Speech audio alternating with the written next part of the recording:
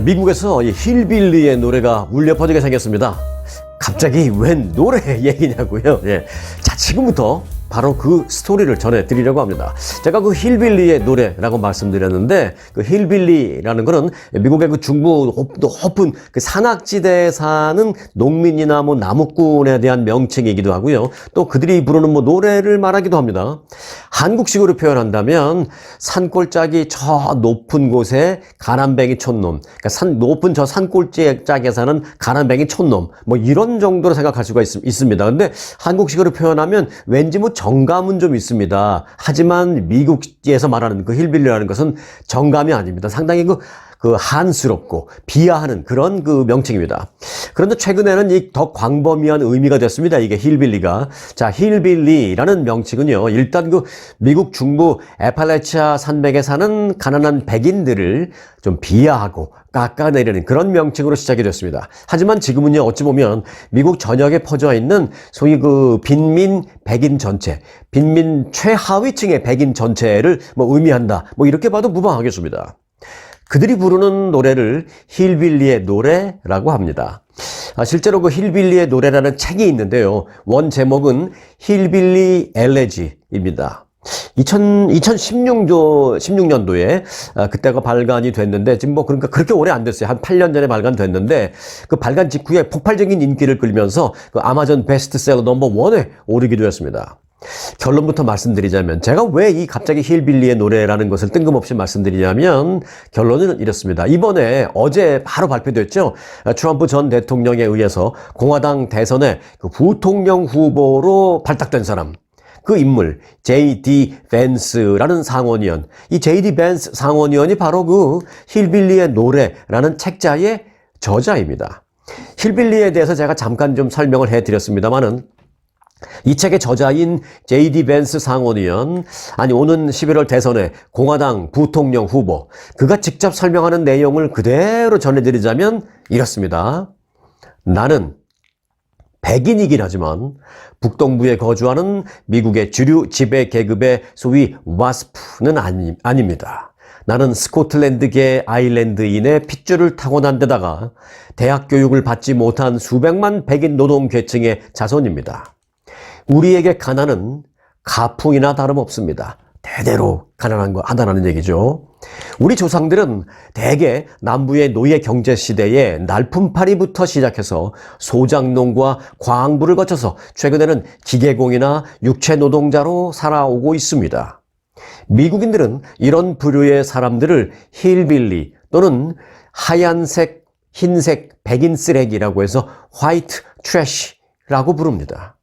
하지만 나는 이들을 힐빌리, 화이트 트래쉬가 아니라 이들을 이웃, 친구, 가족이라고 부르고 싶습니다. 라고 J.D. 벤스 부통령 후보가 설명을 했습니다. 제가 그대로 이제 이 내용을 전해드린 거예요. 자, 힐빌리의 노래 이 책은요, 발간 직후 폭발적인 인기에 힘입어서 발간 4년째였던 지난 2020년에 같은 제목으로 영화로 나오게 되었습니다. 자, 그럼 여기서 J.D. 벤스 그 공화당 부통령 후보를 알기 위해서, 그리고는 좀 더 나아가서 사실은 이제 한 사람을 알기 위해서라기보다는 더 나아가서는 공화당과 트럼프 선거 캠프가 노리는 어떤 대선 승리의 전략을 알기 위해서 좀 먼저 알아봐야 할 그 힐빌리와 또 힐빌리의 노래를 좀 알아봐야 되겠습니다. 이 시간 제가 재미있게 풀어서 설명을 해 드리겠습니다. 자, 이 힐빌리의 노래는 영어 원 제목으로는 그 힐빌리 엘레지라고 제가 아까 말씀드렸잖아요. 근데 이제 여기서 엘레지 또는 뭐 엘리지라는 그 용어가 나오죠. 눈치 빠르신 분들은 그 좀 눈치를 채셨을 거예요. 혹시 그 1960년대, 70년대 가수 이미자 씨를 그 부르는 호칭 중에 우리가 이렇게 불렀던 거 기억하시나요? 엘레지의 여왕. 뭐 이렇게 불렀습니다. 저는 분명히 기억합니다. 어렸을 때 뭐 그렇게 엘레지의 여왕 이미자였습니다 뭐 소개하면 뭐 그런가 보다 했는데 그게 무슨 뜻인지는 잘 몰랐어요. 여하튼 기억나시죠? 이미자 씨를 향해서 엘레지의 여왕 뭐 이랬습니다. 그때 사용되던 그 엘레지의 여왕에서 그 엘레지 또는 뭐 엘리지라는 그 용어는요, 슬픔을 표현하는 노래라는 영어 단어를 그대로 갖다 붙인 것입니다. 그때 보면 참 그 옛날에 영어 단어 잘 아시는 분들이 많았던 모양이에요, 한국에. 여하튼 그 엘레지라는 것은요, 슬픔을 표현하는 노래, 라는 뜻입니다. 뭐 쉽게 말하면 뭐 슬픈 노래, 뭐 그런 거죠. 한국에서는 그 당시에 단순한 슬픔보다는 어떤 그 한이 서린 그런 노래를 의미했었다라고 저는 그렇게 기억을 합니다. 아무튼 그런데 이제 그런 슬픔과 한이 뭐 한민족에게만 있겠습니까? 뭐 우리 옛날에는 뭐 우리 한민족은 한의 뭐 민족 뭐 이런 얘기를 어렸을 때 많이 들었습니다만은 커서 생각하니까 너무 어린애들한테 그런 얘기를 너무 많이 가르친 거 아니야? 왜 그 조그만 어린애들한테 그렇게 우리는 한이 있는 민족이고 꼭 그런 얘기를 왜 했을까라는 생각이 들기도 하는데 생각해 보면 꼭 우리 한국 사람들에게만, 우리 한민족에게만 한이 서린 것은 아니었다라는 것을 저는 커서 알았습니다. 미국에서도 쉽게 생각하면 당연히 흑인들에게도 누구보다 많이 있었을 것이고요. 또 흥미로운 점은 백인들에게도 그 한이 있었습니다. 그냥 백인이라기보다는요, 힐빌리 백인, 소위 저 높은 산골짜기 깡촌에 살면서 얼굴만 백인이지 최하층 생활을 하는 그런 백인들도 나름 그들만의 한을 갖고 있었다는 것입니다. 그들이 뜨거운 햇빛 아래 하루 종일 일해서 얼굴이 새빨갛게 타도록 그렇게 일하면서 부르는 노래가 힐빌리 엘레지, 즉 힐빌리의 노래라는 것입니다. 트럼프 전 대통령은 벤스 부통령 후보의 발탁 이유를 묻자 이렇게 답변을 했습니다. 그가 가진 스토리 때문이다 라고 말했습니다. 그가 가진 스토리라는 것, 지금까지 여러분들이 들으신 바로 그 스토리를 말하는 것입니다. 제가 앞서 잠깐 설명해드린 그 스토리를 말하는 것입니다. 그런데 이게 다가 아닙니다. 자, 트럼프의 선택은 이렇습니다. 자기 자신은 금수저의 전형적인 백인 상류층과 또 대기업을 대변하고 있는 그런 이미지잖아요. 뭐 실제로도 그렇고 금수저의 대기업을 대변하는 이미지. 트럼프 이제 후보, 대선 후보죠, 어찌 보면. 그리고 이제 자신에게 좀 부족한 면이 있는데 그건 뭐냐? 중산층이나 뭐 노동자들을 대변하는 그런 거죠. 그래서 자신들이 자기가 부족한 중산층과 노동자의 지지는 그 부통령 후보를 통해서 얻겠다. 라는 전략인 것입니다.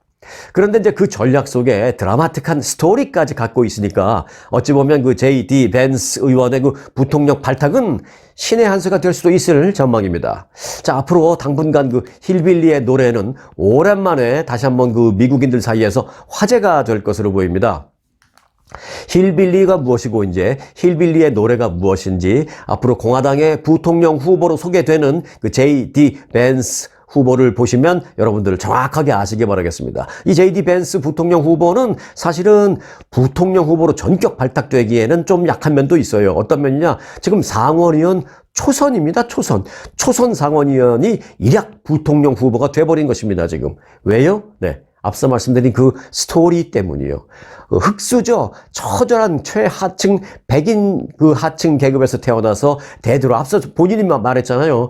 우리 집의 우리 그 집안의 가난이라는 것은 그저 가풍이었습니다. 이렇게까지 말했습니다. 뭐 대물림 정도가 아니라 그냥 당연히 그렇게 가난한 걸로 알고 대대손손 살아왔다라는 것이죠. 노예 아닌 노예처럼 흑인 노예는 아니지만 백인도 뭐 흑인 노예 못지않은 그렇게 처절한 삶을 대대로 살아왔다라는 것입니다. 거기서 그야말로 뭐 개천에서 용났다고 할까요? 뭐 자수성가라고 할까요? 그렇게 어렵게 공부를 해서 그 에파라치아 산맥의 그 어려운 가난한 동네를 전전긍긍하면서 고등학교를 졸업했습니다. 대학교는 오하이오 주립대학 졸업했고 예일 대학에서 법학을 공부해서 나중에 실리콘밸리 와서요 또 어마어마하게 돈도 많이 번 거부가 되기도 했습니다. 법학까지 공부했고요. 그래서 뭐 법적인 면에서도 완벽하게 갖췄고 또 뭐 돈도 많이 버는 그런 기업적인 면에서도 자수성가를 했으니까 뭐 어떤 기업적인 면, 금융, 정보 이쪽에도 굉장히 그 달인입니다. 그런 그 달인, 그 다음에 이제 정치는 뭐 초선이긴 합니다만 여러 가지, 그리고 드라마틱한 그 집안의 스토리, 이런 얘기 때문에 트럼프 전 대통령이 그 스토리 때문에 내가 부통령에 발탁했습니다. 이렇게 말을 한 것입니다. 힐빌리의 노래, 힐빌리 엘레지. 미국 영화를 보면 이제 힐빌리 엘레지라고 나올 거예요.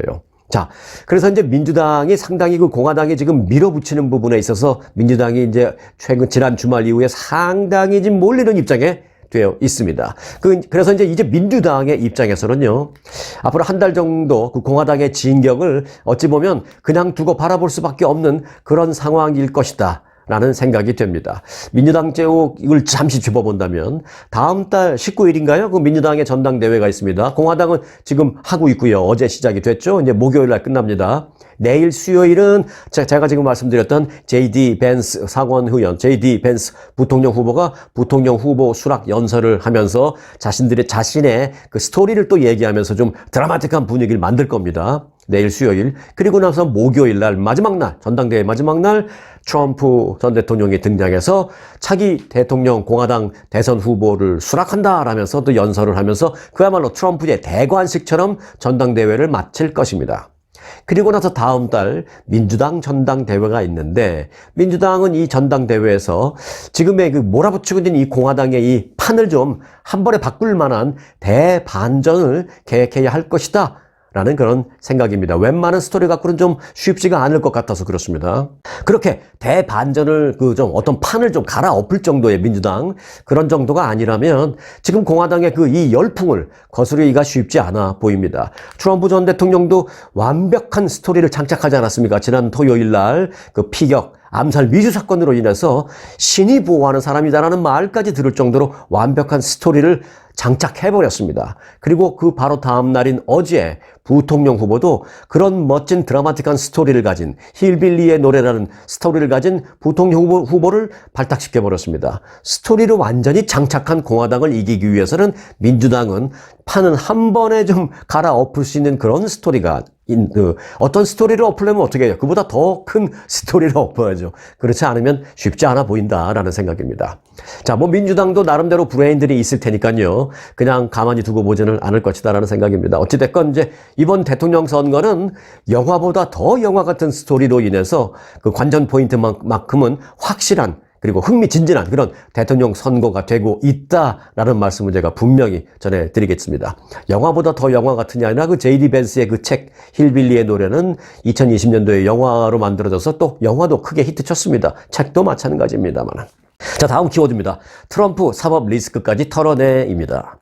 암살 시도를 극적으로 비켜가면서 재선 가도에 타려고 받은 트럼프 전 대통령이 그동안 부담이었던 사법 리스크 가운데 아주 중요한 거를 털어내게 됐습니다. 이게 순식간에 지난 2, 3일 동안에 다 이루어지고 있는 스토리입니다. 지금 공화당 내에서. 자, 플로리다 주 법원은 어제 아침 트럼프 전 대통령이 대통령 임기 중에 그 취득한 국방 기밀 문서를 퇴임 후에 막 자기 집에 가져갔잖아요. 가보니까 막 화장실에도 쌓여있고 서재에 쌓여있고 리빙룸 저쪽 구석에도 막 쌓여있고 막 그랬다는 거 아니겠습니까? 그래서 이제 그런 기밀 문서를 퇴임 후에 유출해서 자택으로 불법적으로 가져가서 보관한 혐의, 이 혐의로 기소된 사건이 있는데 이에 대한 소송을 법원이 기각했습니다. 법원은 이 사건을 수사한 잭 스미스 특별검사를 대통령이 임명하거나 상원이 인준하지 않았기 때문에 헌법에 위배된다라면서 그 과정, 절차, 특별검사 임명 과정 절차에 문제가 있다라는 이유로 이 혐의를 기소한다라고, 이 소송을 기각시킨다라고 말했습니다. 어찌 보면 그 트럼프 전 대통령이 어떤 혐의에 대해서 유죄다 무죄다 그런 식으로 하지 않았어요. 혐의에 대해서는 이런 방구 말이 없고 그 혐의를 제기해서 기소한 특별검사, 그 특별검사를 임명하는 데 있었던 어떤 과정에 절차적인 문제가 있기 때문에 이 소송을 기각한다라고 기각시켜버렸습니다. 사실 이거는 이제 민주당 측에서는 상당히 좀 치명적일 겁니다. 왜냐하면 이 사건은 검찰이 다른 사건에 비해서 요거는 혐의가 너무 뚜렷하고 사진 다 찍었거든요. 혐의가 너무 뚜렷하고 아니다라고 발뺌할 수도 없고 기억이 잘 안 나는데 이런 말 할 수도 없습니다. 너무 어비어스한 증거들이 많기 때문에. 그래서 혐의 입증이 너무 쉽고 뚜렷하고 용이할 것으로 검찰은 그렇게 생각했기 때문에 요거는 우리 검찰이 한번 해볼 만하다 생각을 했었는데 이게 기각이 된 것입니다. 참고로 이 사건을 기각시킨 그 에일린 캐넌 판사라는 사람인데요. 이 에일린 캐넌 판사는 트럼프 전 대통령이 그 대통령 재임 기간에 임명했던 그런 판사다라는 말씀을 참고로 드립니다. 다음 키워드입니다. 트럼프 피격 당시 그 사진이 티셔츠로 만들어져서 불티나게 판매된다라는 얘기입니다. 트럼프 전 대통령의 그 총격 직후를 담은 그 사진이 중국에서 곧바로 티셔츠로 제작돼서 불과 몇 시간 만에 그 사건이 발생한 지 몇 시간 만에 불티나게 팔리기 시작했습니다. 홍콩의 한 언론은 이번 총격 사건 이후에 중국의 의류 업체들이 발빠르게 움직여서 사건 발생 2시간 만에 총격 당시의 그 사진을 앞 가슴에 크게 새겨넣은 티셔츠를 제작해서 판매하기 시작했다라고 보도했습니다. 야, 참 빠르죠. 트럼프 전 대통령이 총격 직후에 그 피를 흘리면서 주먹을 불끈 쥐고 파이트라고 외치는 그 장면, 그 사진이었습니다. 중국의 그 유명한 온라인 쇼핑몰 타오바오몰에서 이 티셔츠를 판매하고 있는데요. 그 충격 뉴스를 접하자마자 티셔츠를 만들었고, 만든 지 그 충격 뉴스를 접한 지 2시간 만에 티셔츠를 만들었고, 그리고 1시간 뒤부터 바로 판매를 할 수 있었는데, 판매를 시작한 지 1~2시간밖에 안 됐을 때도 벌써 이미 수천 장이 팔려나갔다라고 말했습니다. 지금은 아마 수만 장 이상 팔렸을 것입니다. 그 이미지를 다운로드하고 새로운 티셔츠를 만들어서 인쇄해서 만드는 데까지는 얼마나 걸리냐라고 기자들이 물어봤더니 사진 다운로드해서 드드드드드 해서 티셔츠가 한 장 탁 나오는 데까지 1분 정도밖에 안 걸린다. 라고 말했습니다. 도대체 뭘 어떻게 해서 만들길래 뭐 1분이면 그런 티셔츠가 나온다고 합니다. 이 티셔츠 판매는요, 오프라인에서도 많이 판매되고 있습니다. 중국에서도 길거리에서 이걸 많이 팔기 시작하고 있고요, 어제부터. 그리고 흥미로운 점은 이제 미국에서도, 미국 내 곳곳 이 거리 매장에서도 이 티셔츠가 판매되고 있다라는 소식입니다. 다음 키워드입니다. 이 바이든 선거 전략 수정 움직임입니다. 바이든 대통령이 트럼프 전 대통령 피습 사건으로 인해서 대선 전략을 좀 변경하는 흐름이 좀 감지됩니다. 이 바이든 캠프는 트럼프 전 대통령에 대한 총격 발생 후에 트럼프 전 대통령을 비판하는 데에 중점을 두었던 TV 광고와 또 정치적 선전 이런 것을 일시 중단시켰습니다. 아차, 이런 상황에서 뭐 범죄자다, 뭐 도덕적으로 문제가 있다, 민주주의 파괴자다, 막 이걸 계속한다면 잘못하면 내가 역풍 맞겠구나 라는 생각에 그 TV 광고를 일시적으로 잠정 중단시킨 겁니다. 저도 뭐 이제 방송국에 오래 있었기 때문에 이런 상황 압니다. 그 광고가 미리 준비되어 있으면 컴퓨터에 미리 다 입력합니다. 그래서 그 시간이 되면 자동적으로 이제 광고가 나갑니다. 그런데 갑자기 어쩔 때 그 방송국의 그 핫라인이라고 있어요. 핫라인. 이거는 뭐 아는 사람이 많지 않습니다. 방송국의 고위 임원들, 그리고 이제 그 광고주들 가운데 좀 큰 광고주들, 중요한 광고주, 이런 사람들 몇 명만 알고 있습니다. 그 핫라인으로 전화가 막 옵니다. 이건 뭐 소리도 납니다만 막 반짝반짝 불이 들어오기도 해요. 그 전화로 막 옵니다. 그 전화를 딱 받으면 지금 급하다. 우리 회사에 이런 일이 발생했기 때문에 지금 그 프로그래밍 되어 있는 그 광고가 나가면은 완전히 말이 안 되는 상황이 되기 때문에 그거 빨리 좀 내려주십시오. 이런 게 옵니다. 네. 그래서 지금 미국 CNN이나 이런 데도 그런 전화가 간 거죠. 빨리 좀 기존에 올려져 있는 광고 당장 좀 내려달라고. 그래서 다 내렸습니다. 그래서. 네, 공화당 텃밭 그리고 텍사스주의 방문 계획도 바이든 대통령은 취소했습니다. 이는 총격으로 이 귀에서 피를 흘리고 부상한 그 라이벌에 대한 어떤 예의이자 또 다친 사람을 상대로 비판의 목소리를 너무 크게 냈다가 오히려 역풍을 맞을 것을 우려한 대응으로 뭐 우리는 그렇게 충분히 해석할 수가 있습니다. 이 바이든 대통령은 통합의 메시지를 띄우면서 난관을 극복해 보려는 그런 모습으로 통합이라는 단어를 좀 많이 쓰고 있습니다. 어제 오늘 이후에. 또 극단의 정치로 인한 정치인 대상 테러가 일어났다고 보고 다시는 이런 일이 벌어져서는 안 된다. 함께 노력합시다. 우리 함께 통합해서 이런 일을 방지하도록 노력합시다라는 취지의 메시지를 열심히 하고 있습니다. 하루에도 텔레비전 앞에 기자회견을 2번, 3번씩 하면서 말입니다. 왜? 온통 모든 국민들과 모든 언론의 관심이 트럼프 쪽 그 사건에 돼 있으니까 자칫하면 자신이 그 소외되는 그런 상황을 맞게 되지 않을까 해서 자꾸 기자회견하면서 우리는 통합해야 합니다. 뭐 트럼프 전 대통령의 그 쾌유를 빕니다. 이런 얘기를 자꾸 하는 겁니다. 하지만 지금 당장 그 바이든 대통령의 이런 변화가 얼마나 그 국민들에게 어필할 수 있을지는 미지수입니다. 앞으로 뭐 며칠 정도는 더 아무래도 그 사건에 대한 관심이 많을 터이니까요. 자, 한편 그 이번 일로 인해서 바이든 대통령을 휘감았던 고령 리스크가 조금은 사그라드는, 또 바이든 대통령에 대한 후보 사퇴론 이런 것도 조금은 수면 아래로 가라앉는 그런 점도 있습니다. 사실 이런 점은 어찌 보면 바이든 대통령에게는 어찌 보면 좀 호재죠. 그나마 다행이라는 그 평가를 할 수 있는 부분이죠. 바이든 대통령은. 그러니까 바이든 대통령은 지금 복잡합니다.